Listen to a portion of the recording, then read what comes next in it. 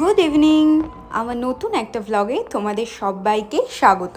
আজকের এই ভ্লগটায় আমি তোমাদের সাথে শেয়ার করছি 31 ডিসেম্বর রাতটা মেলবার্নে আমরা কিভাবে কাটালাম, আর ঠিক তার পরের দিন 1 জানুয়ারিটা আমরা কিভাবে সেলিব্রেট করলাম। এবছর 31 ডিসেম্বরটা মেলবার্নে আমার কাছে প্রথম, তো এখানে কিভাবে সেলিব্রেট করা হয় সেটা দেখার জন্য আমি বেশ এক্সাইটেড ছিলাম।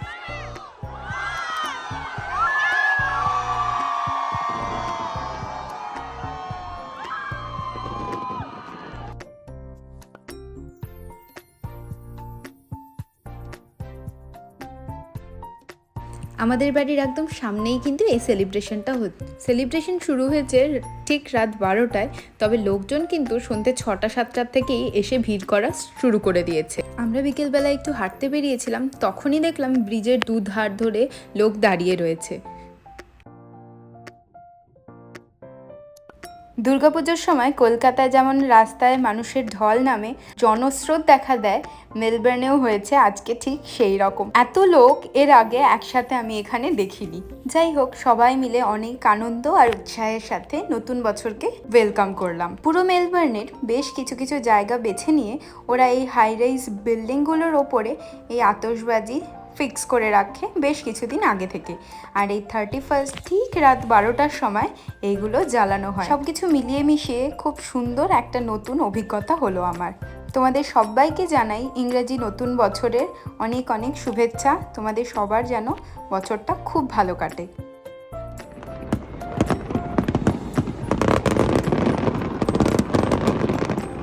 আমরা ওই মোটামুটি 11:15 নাগাদ থেকে এসেছি এই শোটা দেখার জন্য, আর এটা 12টার সময় ঠিক শুরু হয়েছে আর চলবে ওই 15 মিনিটের মতো।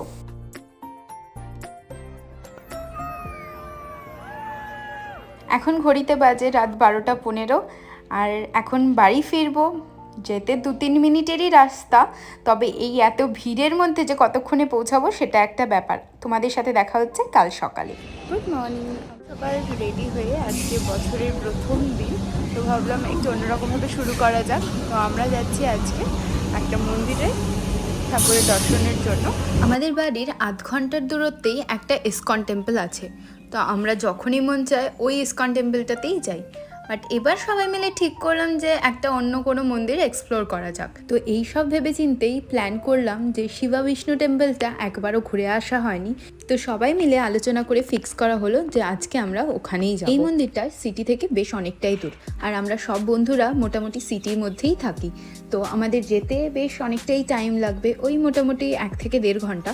তো প্রথমে ট্রাম, তারপর ট্রেন, আর তারপরে বাস নিয়ে অবশেষে পৌঁছাবো শিবা বিষ্ণু টেম্পলে। ওই যে দূরে আমাদের ট্রেন ঢুকে গেছে, এই ট্রেনটাই আমরা নেব, আর মন্দিরের নিয়ারেস্ট যে স্টেশনটা আছে ওখানেই নিয়ে গিয়ে আমাদেরকে নামাবে ওই মোটামুটি 45 মিনিট পরে, আর ওখান থেকে আমাদেরকে নিতে হবে আবার বাস। ট্রেনের টাইম আর বাসের টাইমটা আমরা আগে থেকে দেখেই নিয়েছিলাম যাতে পরপরই হয়ে যায়, খুব একটা অসুবিধা না হয়। তো ট্রেনের পরে এখন আমরা বাসে আছি, তো বাসে মোটামুটি 15 থেকে 20 মিনিট লাগবে, তারপরে 5 মিনিটের হাঁটা পথ পৌঁছে যাব টেম্পলে। তো ইচ্ছা আছে ওখানে গিয়ে ঠাকুর দর্শন করব, আর আজকের লাঞ্চটাও ইচ্ছা আছে ওখানেই খাওয়ার। তো কীরকম কী ওখানে ব্যবস্থা আছে সবটাই দেখব, যেহেতু এটা ফার্স্ট টাইম, আগে থেকে কিছুই জানি না কীরকম কী হবে। তো চলো দেখা যাক। চলো তোমাদেরকে একটা মজার জিনিস দেখাই। আমাদের ওখানে বাসে যেমন কন্ডাক্টর থাকে, বাট এখানে কিন্তু বাসে এক্সট্রা কোনো লোক থাকে না, শুধুমাত্র ড্রাইভারই থাকে। আর সবাইকে, মানে আমরা যারা বাসে যাতায়াত করছি সবাইকেই নিজেদের ফোনের মাধ্যমে ওখানে বাসের যে ফিক্স করা মেশিনটা আছে ওটার মধ্যে ট্যাপ করে আমাদের ভাড়াটা মেটাতে হয়। যাই হোক, তোমাদের সাথে কথা বলতে বলতে আমরা এখন পৌঁছে গেছি মন্দিরে। তো এটাই হলো মন্দিরের এন্ট্রান্স। এই গেটের ভেতর দিয়ে চলো ভেতরে যাই আর দেখি মন্দিরটা কিরকম। এই মন্দিরটা সকাল 7:30 থেকে দুপুর 12টা অবধি খোলা থাকে, আর তারপরে আবার বিকালবেলা সন্ধ্যা আরতির জন্য বিকেল 4টের সময় খোলে।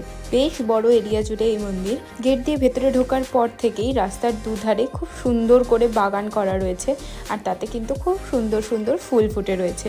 এই সব কিছু দেখে কিন্তু ভালোভাবেই বোঝা যাচ্ছে যে ওনারা কিন্তু খুব ভালোভাবেই এই মন্দিরটাকে মেনটেন করেন।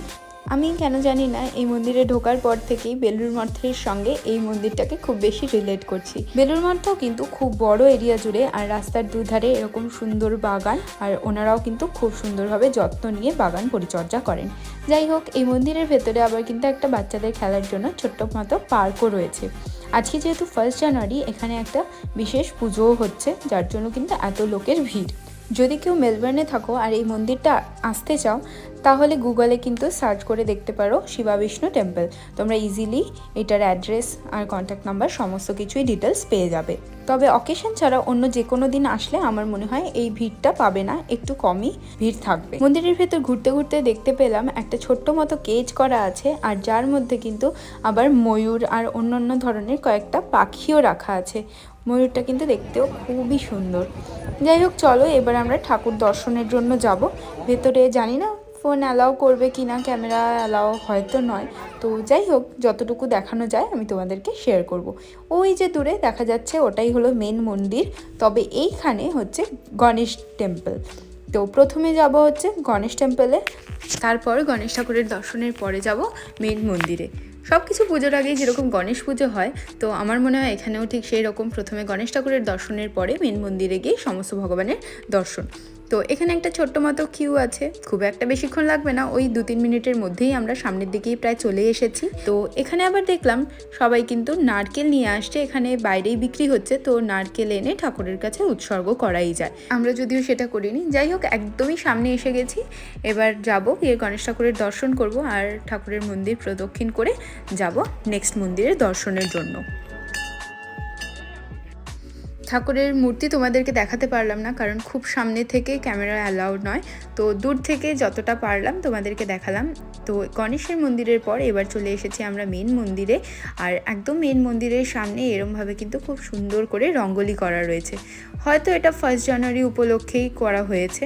যাই হোক, চলো ভেতরে যাই আর দেখে তারপরে বেরিয়ে তোমাদের সাথে কথা হচ্ছে।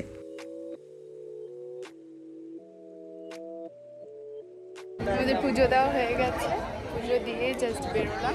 এটা হলো মেইনলি একটা সাউথ ইন্ডিয়ান টেম্পল, তো এখানে একসাথে নানান দেবদেবী পূজিত হন। এই বড় মন্দিরটার ভেতর থেকে ঢোকার পরেই কিন্তু ভেতরে রয়েছে ছোট ছোট আবার মন্দির, সেখানে নানান দেবদেবী রয়েছেন। তার মধ্যে মা লক্ষ্মী, মা দুর্গা, মা পার্বতী, শ্রী বিষ্ণু সমস্ত ভগবানই কিন্তু রয়েছে।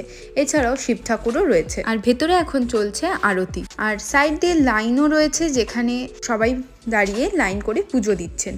আমাদের দর্শন তো খুব ভালোভাবেই হয়ে গেছে, আর এখন মোটামুটি 1টা বাজে, দুপুরবেলা খাওয়া দাওয়ার দরকার, এখন বেশ খিদেও পেয়ে গেছে। তো সামনেই ছিল একটা ইন্ডিয়ান রেস্টুরেন্ট যেখানে আমরা চলে এসেছি খাওয়ার জন্য। আর এই রেস্টুরেন্টে আজকে 1 জানুয়ারি উপলক্ষে কিন্তু চলছে স্পেশাল বাফে। চলো সামনে গিয়ে দেখা যাক আজকে কি কি আইটেম আছে এখানে আর কি কি খাওয়া যায়। আর ফার্স্টেই স্টার্টারে রয়েছে chilli cauliflower, mini samosa, spring roll আর মেদু বড়া। স্টার্টার নিয়ে আমরা চলে এসেছি, আর ওরা কিন্তু এখানে টেবিলেই সার্ভ করে দিয়েছে দোসা। সমস্ত টেবিলের জন্য ওরা কমপ্লিমেন্টারি দোসা দিচ্ছে, আর দোসার সাথে যে মশালা বা সাম্বার, চাটনি, ওগুলো মেন কাউন্টার থেকে গিয়ে কালেক্ট করে নিয়ে আসতে হবে। এই আনলিমিটেড বাফেতে আমরা সবাই নিজেদের পছন্দের আইটেমগুলো পেয়ে গেছি, আর সবাই নিজের পছন্দ অনুযায়ী আইটেমগুলো উঠিয়ে নিয়েছে। তো আমি এবার চলে আসলাম মেন কোর্সের জন্য, যেখানে কিন্তু আছে ভেজ বিরিয়ানি, ভেজ চাউমিন, আর সাথে হোয়াইট রাইস, পরোটা, এইসব তো আছেই, সঙ্গে কিন্তু 4-5 ধরনের গ্রেভির অপশনও আছে। শেষ পাতে ডেজার্টে কিন্তু 2-3 ধরনের মিষ্টিও আছে। সবকিছু মিলিয়ে মিশিয়ে আজকে আমাদের লাঞ্চটা কিন্তু খুব ভালোই হলো। এবার চলে এসেছি আমরা, পাশেই রয়েছে কয়েকটা ইন্ডিয়ান স্টোর, আর এই ইন্ডিয়ান স্টোরগুলো সিটির তুলনায় অনেক বড়। তো চলো তোমাদেরকেও একবার ঘুরিয়ে দেখাই এখানের ইন্ডিয়ান স্টোরটা কিরকম। আমারও যদিও এটা ফার্স্ট টাইম। তো এখানে রয়েছে প্রচুর কটনের কুর্তির কালেকশন, এগুলো কিন্তু সচরাচর এখানে দেখা যায় না। যাই হোক, ইন্ডিয়ান স্টোরের ভেতরে ঢুকে দেখি যে কি কি আছে। এই দোকানের মধ্যে বিভিন্ন ধরনের ইন্ডিয়ান গ্রসারি যেরকম আছে, ঠিক সেই রকমই কিন্তু ঠাকুরের মূর্তিও রয়েছে। সেগুলো কিন্তু পিতলের আর বেশ ভারী। যাই হোক, এদিকে আবার ঘি, তেল এইসবের সেকশন, আর উপরে দেখো খুব সুন্দর একটা কাঠের গণেশের মূর্তি। আমরা সিটির মধ্যে যেসব ইন্ডিয়ান স্টোরগুলো পাই সেগুলো কিন্তু সচরাচর এত বড় হয় না। তো এই এত বড় ইন্ডিয়ান স্টোর এই প্রথমবার আমার দেখা, তো বেশ ভালো লাগছে। আর এদের কিন্তু স্টকও প্রচুর, এমন কোনো জিনিস নেই যেটা নেই। তো আমরা এখানে একটু ঘি দেখছিলাম, আর আমরা একটু প্রাইসটাও কম্পেয়ার করছিলাম যে এখানের দামটা কীরকম সিটির তুলনায়। তো এবার চলে এসেছি বাসনের সেকশনে। তো বাসনপত্রও কিন্তু প্রচুর ভ্যারাইটির রয়েছে, বিভিন্ন ধরনের রয়েছে, আর এখানে কিন্তু রয়েছে পিতলের বাসন। আমাদের কিন্তু সারা বছর অপেক্ষা করে থাকতে হয় যে কবে ইন্ডিয়ায় যাব আর ঠাকুরের বাসনপত্র নিয়ে আসব। তবে এখানে এখানে কিন্তু সবই পাওয়া যায়। এবার চলে আসলাম ফ্রোজেন সেকশনে, আর এখানে এসে সবার প্রথমে যেটা চোখে পড়লো যে ডাঁটা, সজনে ডাঁটা কিন্তু এখানে ফ্রোজেন আকারে রাখা আছে। এছাড়াও নানা ধরনের ফল রয়েছে, আর কিন্তু রয়েছে কাঁঠাল বীজ। কাঁঠাল বীজটা ফ্রোজেন করে রাখা আছে বলে যে কোনো সময়ে কিন্তু পাওয়া যায়। এই দেখো এখানে কিন্তু কালো জাম রয়েছে, কাঁচা আম পাওয়া যায়, আর এই যে নারকেলগুলো কিন্তু কুড়িয়েই রাখা আছে ফ্রোজেন আকারে। এই দোকানটা ঘোরার পরে ছোটোখাটো কিন্তু একটা ইন্ডিয়া মার্কেটে ট্যুরই হয়ে গেল। এমন কোনো জিনিস নেই যেটা এখানে পাওয়া যায় না। তবে পেতলের যে বাসনপত্র বা ঠাকুরের মূর্তি, সেগুলো কিন্তু ইন্ডিয়ার তুলনায় দামটা প্রায় ডাবল। পুজোর সমস্ত কিছু সরঞ্জাম এখানে রাখা আছে, এছাড়াও তুলসী গাছ, তুলসী মন্ত্র পর্যন্ত রাখা আছে। যাই হোক, আমাদের আজকের মতো শপিং আর ঘোরা সবটাই শেষ। টুকটাক কয়েকটা জিনিস নেওয়ার ছিল, আর 1 জানুয়ারি উপলক্ষে কিন্তু বেশ ভালো ডিসকাউন্টও চলছিল। তো ঘরের টুকিটাকি কিছু জিনিসপত্র নিয়ে নিলাম, আর এবার বাড়ি ফেরার পালা। তো ওই মন্দিরের সামনের বাস স্টপ থেকে উঠে পড়লাম বাসে, আর এখান থেকে লাগবে 15 থেকে 20 মিনিট, তারপরেই ধরবো আবার ট্রেন। সকালবেলায় ওয়েদারটা কিন্তু একদম অন্যরকম ছিল, বেশ একটু হালকা ঠান্ডা ঠান্ডা ছিল।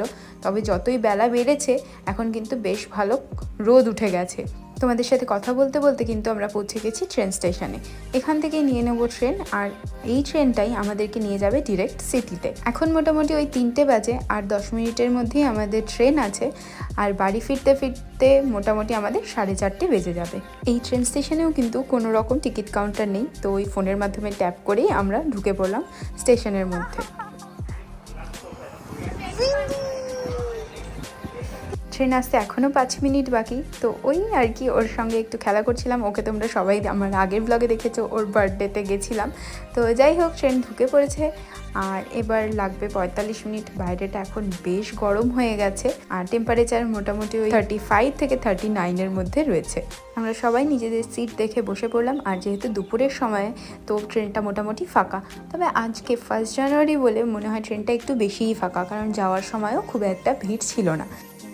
ট্রেন চলছে বেশ অনেকক্ষণই হয়ে গেছে, মোটামুটি 8 ঘন্টা পেরিয়ে গেছে। তবে হঠাৎ করে এটা যেতে যেতে দেখলাম সামনেই কিন্তু বিচ, আর জায়গাটা দেখে এত সুন্দর লাগলো ক্যামেরাটা না অন করে পারলাম না। ভাবলাম তোমাদের সাথেও একটু শেয়ার করি, দেখো জায়গাটা কত সুন্দর।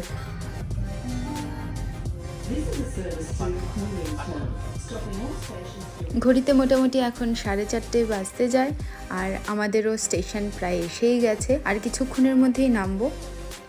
ফোন থেকে ট্যাপ অফ করে বেরিয়ে যাচ্ছি বাইরে, আর এখান থেকে আর একটাই স্টপ নেব ট্রাম, আর 2-3 মিনিটের মধ্যেই পৌঁছে যাব কিন্তু বাড়িতে। আমাদের সমস্ত কিছু মিলিয়ে মিশিয়ে 1 জানুয়ারিটা খুব ভালো কাটলো। তোমাদের কেমন কাটলো আমাকে কমেন্টে লিখে জানিও, আর সবাই ভালো থেকো। দেখা হবে নেক্সট আরেকটা ব্লগে, ততদিনের জন্য বাই।